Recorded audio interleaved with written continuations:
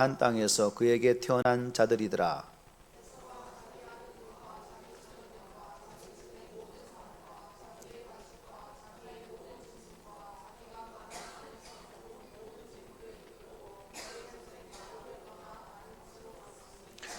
두 사람의 소유가 풍부하여 함께 거주할 수 없음이라. 그들이 거주하는 땅이 그들의 가축으로 말미암아 그들을 용납할 수 없었더라.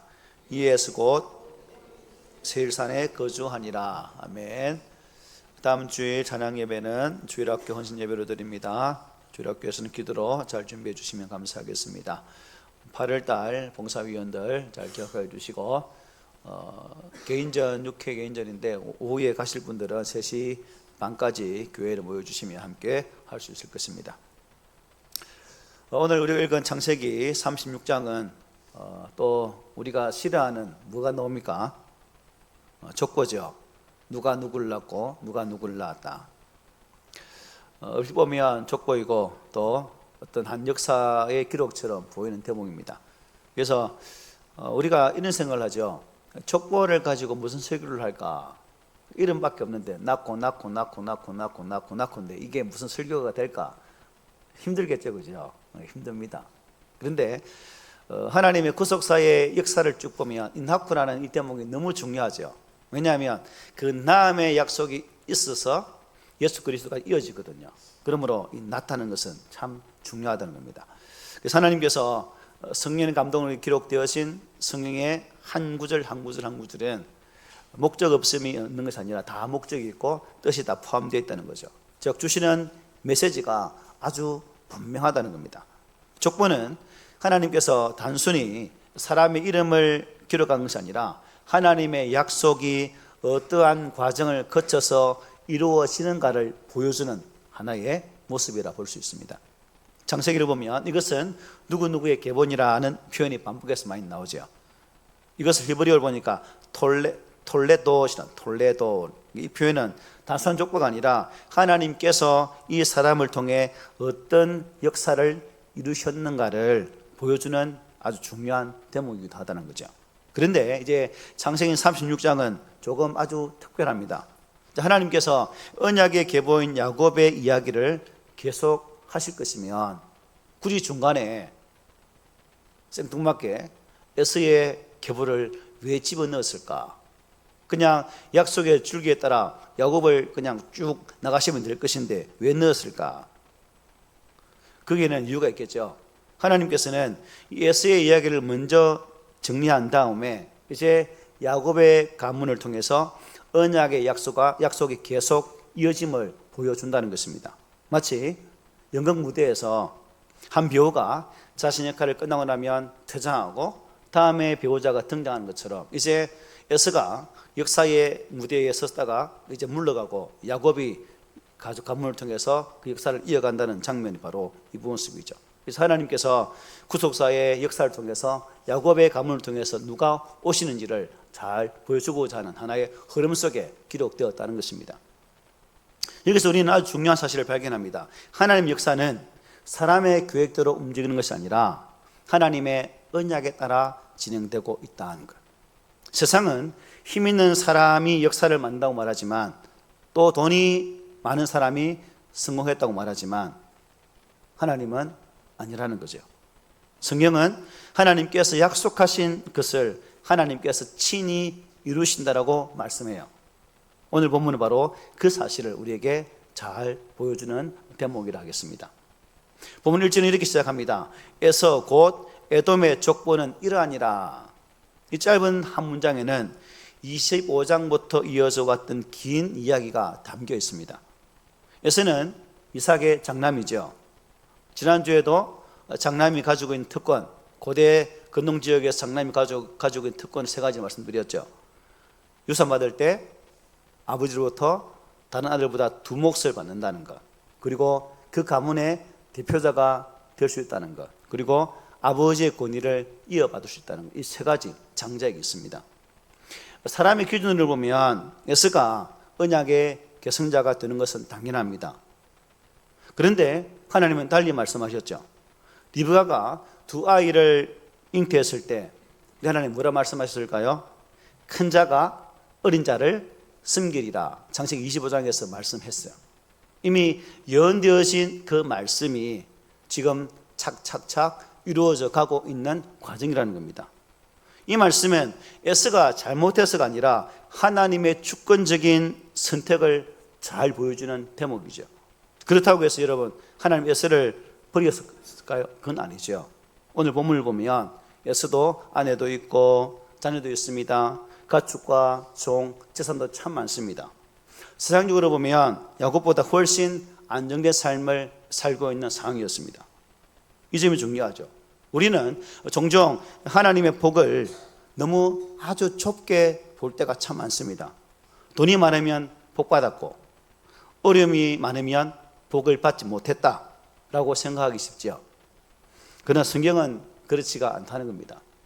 하나님께서는 에스에게도 일반 은총을 허락해 주셨어요.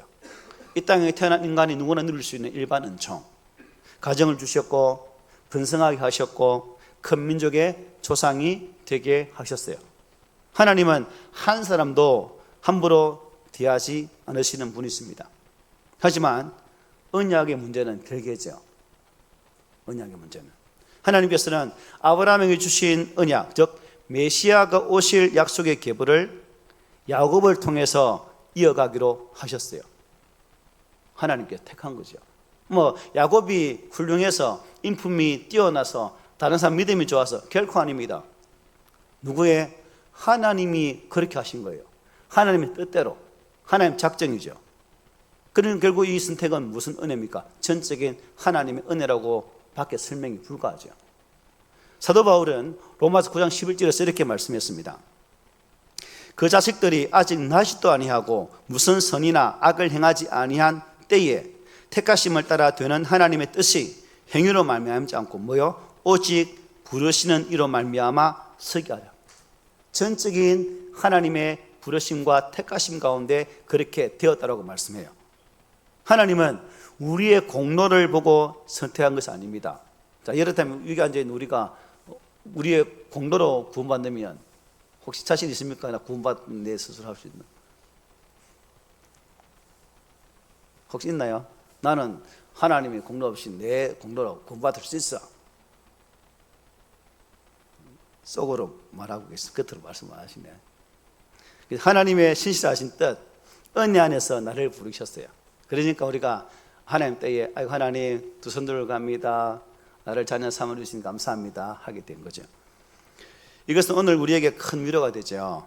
우리가 하나님의 자녀가 된 것은 우리가 남보다 뛰어나서가 아니라 우리가 남보다 믿음이 월등히 좋아서가 아니라 뭐예요? 하나님께서 우리를 먼저 사랑해 주셨고 불러주셨고 택해 주셨기 때문인 거죠.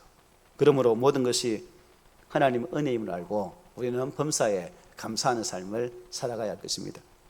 그리고 또 하나 기억해야 할 것이 있습니다. 세상은 여러분 성공을 눈에 보이는 것으로 평가하죠.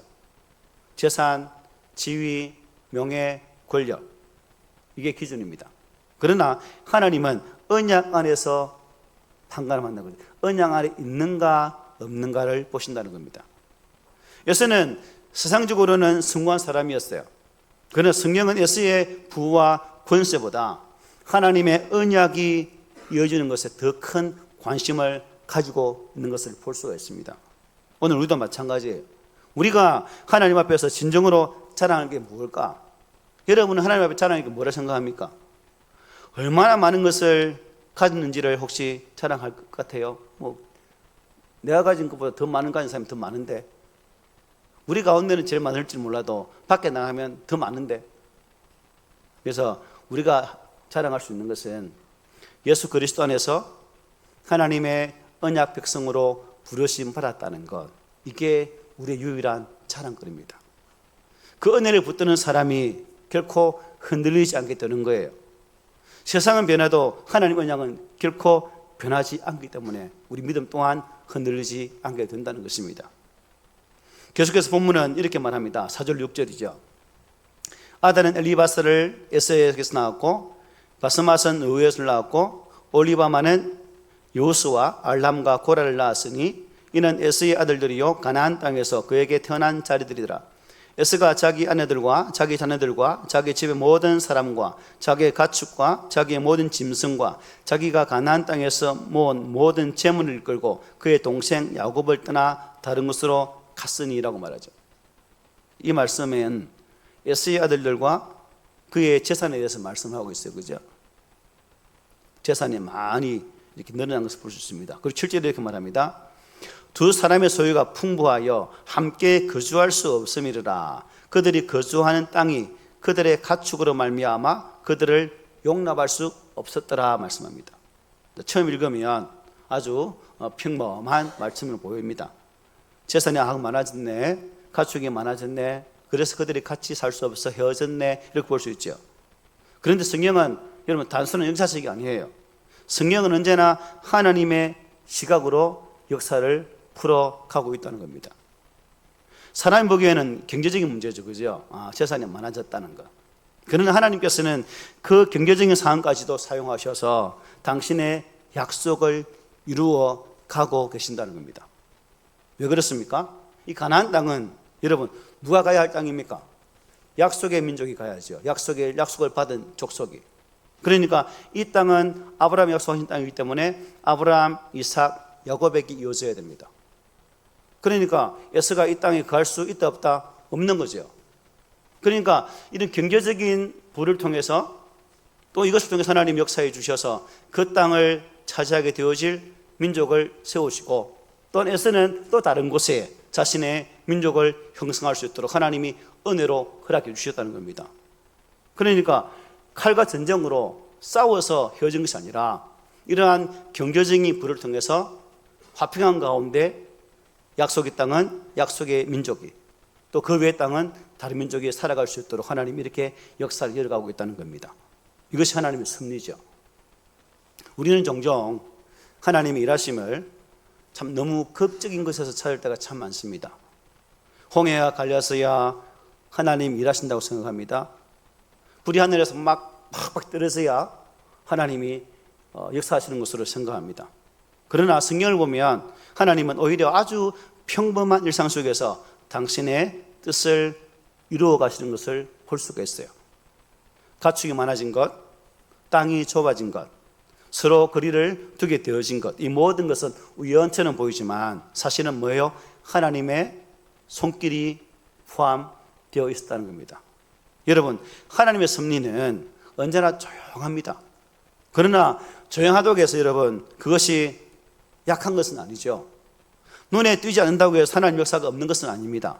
오히려 하나님은 아주 조용하게 그리고 정확하게 당신의 약속을 지금도 이루어 가고 있다는 사실입니다.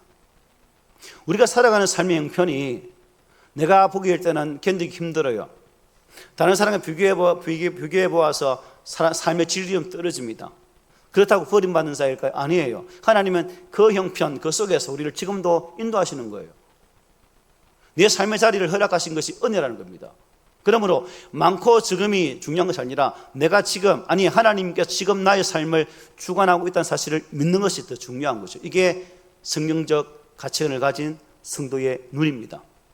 이 믿음의 눈을 가지지 않으면 우리는 바르게 하나님을 볼 수 없다는 거죠. 그러므로 저와 여러분들이 하나님의 거룩한 섭리의 손길을 항상 기억할 필요가 있는 것이고 우리의 삶의 모습들이 여러 가지로 좋은 것이 아니라 그렇지 아니할지라도 이 형편 속에서 지금도 하나님은 나를 만지시며 인도하고 있다는 이 사실이 은혜라는 거죠.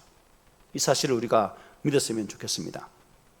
이런 장면이 여러분 창세기 여기만 나오는 거 아니죠? 이와 비슷한 장면이 여러 군데 나옵니다.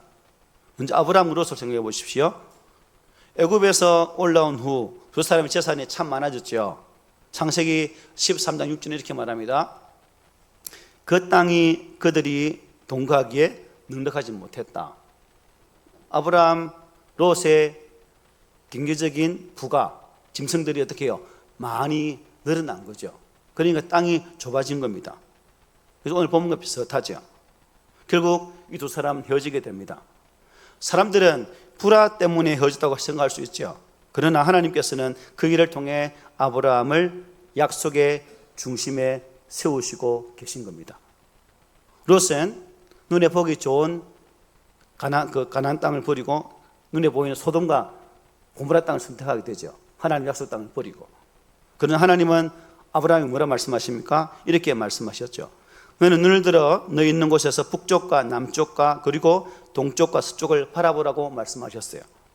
롯이 떠난 후에야 하나님은 약속을 더욱 아주 분명하게 아브라함에게 말씀해 주셨습니다. 환경이 바뀐 것이 아니라 뭐예요? 하나님의 섭리가 그렇게 만들어 가셨다는 겁니다. 또 이삭을 한번 보십시오. 이삭은 우물을 팔 때마다 어떻게 해요? 블레셋 사람들이 빼앗아요. 첫 번째 우물도 그랬고 두 번째 우물도 그랬어요. 우리 같으면 그냥 한판 붙어 싸울 건데 또 이삭은 성경이 그러지 못해가지고 싸움을 못해. 그러니까 붙으면 붙은 대로 그냥 네 가져라 하고 떠나죠. 참 이런 사람이 세상에 있나요? 그런데 한 걸음 물러가서 또 다른 우물을 팠을 때에 하나님이 보다 넓은 곳을 허락하시자 그곳 이름을 뭐라 부릅니까? 르호봇이라고 부르게 되죠. 이제는 여호와께 소리를 위하여 넓게 하셨다. 좁고 좁은 우물이 아니라 아주 큰 것을 허락했다는 겁니다. 우리는 우물을 빼앗기면 실패했다고 분명히 말합니다. 그러나 하나님은 더 넓은 곳으로 인도하시기 위해서 잠시 물러나게 하셨다는 거죠. 창세기 36장이 바로 그런 이야기로 꽉 차 있습니다. 오늘 우리의 삶도 그렇습니다. 우리의 삶에도 이해되지 않는 일들이 있습니다. 왜 갑자기 직장을 바뀌게 되었을까? 왜 계획했던 일은 되지 않고 엉뚱한 일이 내 인생사에 등장하고 있을까? 왜 나와 가까이 있는 사람이 갑자기 떠나게 되는 것일까? 왜 죽음으로 내 곁을 떠나는 것일까? 왜 생각지도 못한 어려움들이 이처럼 쓰나미처럼 확확 밀려오고 있는 것일까? 그때 우리는 믿음이 없다면 이렇게 생각할 수 있죠. 왜 이런 일이 계속 일어나는 것일까? 라고 묻습니다. 왜 계속 안 좋은 일만 일어나지? 라고 짜증내며 질문합니다. 이게 일반적인 질문이죠. 그러나 믿음의 사람은 어떻게 해야 될까요? 왜 이 일을 하나님께 허락했을까? 하나님께서 이 일을 통해 무슨 일을 계획하고 계시기에 이런 일을 허락하실까라는 질문으로 바뀌어야 되는 거죠. 일반적인 질문이 아니라 믿음의 사람은 그 일 속에서 누구를 바라보는 거예요? 하나님께서 일하심을 보아야 되는 거죠. 만약 내가 길을 가다가 엎어져서 코가 깨졌어요. 왜 하나님이 내를 코가 깨지게 했을까라고 아니라 왜 하나님이 내 코를 깨뜨려서 무슨 일 하려고 코를 깨뜨렸을까? 라고 말할 수 있겠죠. 그러면 코가 깨졌으니 어디 가요? 병원 가야 되겠죠. 병원에서 또 무슨 일을 이룰 수 있잖아요. 이게 하나님의 역사하심을 우리가 봐야 된다는 거죠. 그러면 여러분, 우리가 보는 것은 항상 현재입니다. 그러나 하나님은 뭐예요? 끝을 보고 계시다는 거죠. 우리는 한 장면만 보지만 하나님은 우리 인생 전체를 바라보고 계십니다. 우리는 오늘의 눈물만 보지만 하나님은 내일의 열매를 보고 계십니다. 여러분들 자녀를 키우면 된방 알잖아요. 이거. 부모의 시각에서는 자녀가 지금 행동을 보면 뻔히 결말을 알아. 그죠? 근데 자녀들은 몰라. 왜? 지들은 그 길을 걸어가지 못했거든. 우리와 하나님 관계도 마찬가지예요. 하나님 이미 알고 계세요. 근데 우리는 몰라요. 그러니까 우리는 앞만 보는 거죠. 근데 하나님 계속 눈을 들어 먼 것을 보라고 말합니다. 눈을 들어서. 이게 하나님의 시각과 우리의 시각이 많이 다른 부분이죠. 홍 여러분, 여러분 삶에 예상하지 못한 일이 발생하지 않았습니까? 그리고 나의 계획과 다른 길을 걷고 있다라고 생각하십니까? 환경이 달라졌다고 여러분 낙심하지 마십시오. 오늘 본문은 우리에게 분명히 말씀하죠. 하나님은 언약을 이루시기 위해서 그 환경까지도 사용하고 있다는 것입니다. 가축이 많아진 것도 하나님의 손길이었고 땅이 좁아진 것도 하나님의 손길이었고 에스가 세를 옮긴 것 또한 하나님의 거룩한 손길이 있었기 때문이었다는 거예요. 마찬가지로 우리의 만남도 우리의 헤어짐도 성공도 실패도 뭐예요? 기다림도 하나님의 섭리 안에 있다는 겁니다.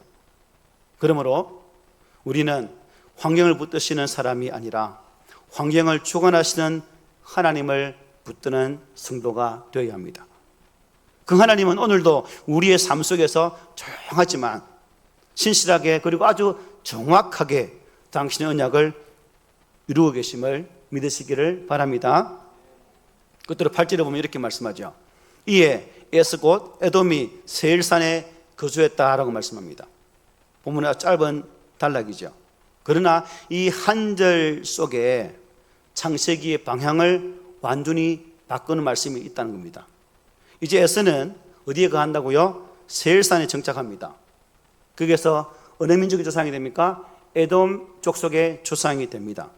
그리고 성경은 더 이상 에스를 중심으로 이야기를 전혀 전개하지 않습니다. 이제 이스라엘 역사 속에서 이스라엘 민족을 괴롭히는 싸움을 통해서 괴롭히는 그런 민족으로 등장하지 역사의 중심에는 등장하지는 않습니다. 왜 그렇습니까? 이제 하나님의 언약은 야곱의 가문을 통해서 계속 이어지기 때문이죠. 그래서 바로 다음 장인 창세기 37장 1절은 이렇게 말씀해요. 야곱이 가나안 땅 곧 그의 아버지가 거류하던 땅에 거주하였으니라고 이어지는 말씀을 볼 수가 있습니다. 그러니까 36장은 끝이 아니라 37장을 위한 준비의 장으로 볼 수 있는 거죠. 에서는 무대에서 내려가고 야곱이 이제 하나님의 구속사의 중심 무대로 등장하고 있다는 겁니다. 이것이 성경의 흐름입니다. 여기서 우리는 한 가지 분명히 알아야 되겠죠. 하나님은 에스를 미워해서 그의 이야기를 끝내신 것이 아니라는 거예요. 에스는 하나님께서 허락하신 복을 많이 누리고 있습니다. 말씀드린 것처럼 큰 민족의 조상이 되었고 재산도 많고 자손도 아주 번성했습니다. 그러나 성경이 집중하는 것은 에스의 성공이 아니라 뭐예요? 언약의 거룩한 계보에 있다는 겁니다. 왜냐하면 그 언약의 계보를 따라서 누가 오십니까? 메시아가 오시기 때문인 거죠. 창세기를 처음부터 다시 생각해 보십시오. 하나님은 아담에게 약속하셨죠. 창세기 3장 15절에 보면 여자의 후손이 뱀의 머리를 상하게 할 것이요 라고 말씀했어요. 그 약속은 셋을 통해 이루어졌습니다. 셋에서 노아에게로, 노아에게서 셈에게로, 셈에게서 아브라함에게로, 아브라함에게서 이삭에게로, 이삭에서 야곱에게, 이제 야곱에게서 야곱의 12아들로 이어지게 됩니다. 그리고 마침내 다윗이 태어나는 것이고, 그리고 그 끝에는 하나님께 약속하셨던 메시아 예수 그리스도가 이 족보를 따라 이 땅에 오게 되는 거죠. 창세기는 여러분 단순한 가족사 얘기가 아닙니다. 예수 그리스도를 향해서 흘러가는 구속사의 큰 강물의 줄기라고 볼 수 있죠. 그래서 36장도 사실은 하나님을 향해 나아가는 이야기다라고 볼 수가 있는 겁니다. 역사를 보면, 역사를 공부하다 보면 여러분 많은 나라가 서고 지잖아요. 강대한 나라도 영원히 강대하던가요? 아니에요. 바벨도 그렇고 아수르도 그렇고 로마도 그렇고 이 땅에 한 줄기에 줄을 끊고 다 쇠하여 사라졌습니다. 에돔도 마찬가지예요. 한때는 강한 나라였지만 지금은 흔적만 남아 있을 뿐이죠. 그런데 하나님께 세우신 언약의 백성은 어떻게 되었습니까? 수없이 무너졌습니다. 나라가 망해서 포로로 끌려가게 됩니다. 성전이 무너졌습니다. 그러나 하나님의 언약은 결코 무너지지를 않으셨습니다. 택한 민족 앞에 어려움이 있었지만, 그들에게 슬픔이 있었지만, 포로가 되는, 종이 되는 아픔이 있었지만 하나님은 지속적으로 그 민족과 함께 해주셨고, 그 민족을 통해서 일하셨고, 그 민족을 통해서 예수 그리스도가 이 땅에 오게 하셨고, 이제 우리 또한 그 예수 그리스도 안에서 비록 혈통적으로 이스라엘 백성이 아니지만 믿음으로 예수 그리스도 안에 거하는 계보 안에 드는 은혜를 누리게 되었다는 사실입니다. 이 거룩한 약속의 이름 속에서 창세기는 우리에게 분명히 말씀합니다. 사람의 흐름은 끊어질지라도 하나님의 거룩한 약속은 결코 멈춤이 없다는 것. 인간의 계보는 끝날지라도 하나님의 거룩한 역사는 지금도 쉼없이 이어지고 있다는 사실을 분명히 말씀하십니다. 우리는 오늘 창세기 36장을 읽지만 사실 이 말씀은 창세기에서 끝나지 않습니다. 조금 전에 말씀드린 것처럼 이 언약은 예수 그리스도 안에서 완전히 완성되는 거죠. 예수님께서 십자가에서 피 흘리심으로 새 언약을 세워 주셨습니다. 그리고 그 언약 안에서 유대인뿐만 아니라 우리까지 불러 주셔서 하나님의 약속 가운데 장차 유업을 받을 자로 세워 주신 거죠. 그래서 갈라디아서 3장에서 바울이 이렇게 고백합니다. 너희가 그리스도의 것이면 곧 아브라함의 자손이요 약속대로 유업을 이을 자니라고 말씀하셨습니다. 여러분, 이게 은혜 아닙니까? 창세기 36장에서 이어지는 언약의 줄기 속에 오늘 우리도 믿음으로 연결되어 있다는 것입니다. 그러므로 우리는 하나님의 언약 밖에 있는 사람이 아니라 어떻게 해요? 언약 안에 있는 사람인 거죠. 이 확신을 가져야 됩니다. 이 확신이 흔들리면 우리의 신앙생활이 힘들어요. 그러나 이 하나님의 거룩한 언약 속에서 확신을 가지고 살아갈 때에 우리의 삶의 사례가 더욱더 단단해지는 것이고 주변의 여러 가지 핍박 속에서도 흔들리지 않고 언제나 믿음의 걸음을 걸어갈 수가 있다는 사실입니다. 세상은 여러분 눈에 보이는 것으로 이야기합니다. 돈이 있어야 안전하다고 이야기를 합니다. 권력이 있어야 성공했다고 말들을 하죠. 환경이 좋아야 행복하다고 말을 합니다. 그러나 창세기 36장은 우리에게 전혀 다른 기준을 보여주고 있습니다. 에서는 세상적으로는 부족함이 없었죠. 그러나 성경은 그의 재산보다 하나님의 언약에 더 큰 관심을 가지고 계셨다는 거예요. 왜냐하면 재산은 사라집니다. 권세도 명예도 다 사라집니다. 그러나 하나님의 말씀은 영원하죠. 하나님 언약도 영원합니다. 믿었습니까? 그러므로 성도는 세상의 형편을 붙드는 사람이 아니라 뭐예요? 하나님의 약속을 붙드는 사람입니다. 오늘 내 삶의 형편이 어렵다고 해서 하나님의 언약은 흔들리지 않아요. 오늘 내가 눈물을 흘린다고 해서 하나님의 계획이 실패한 것도 아닙니다. 하나님은 오늘도 변함없이 당신의 뜻을 척척 이루어 가고 계십니다.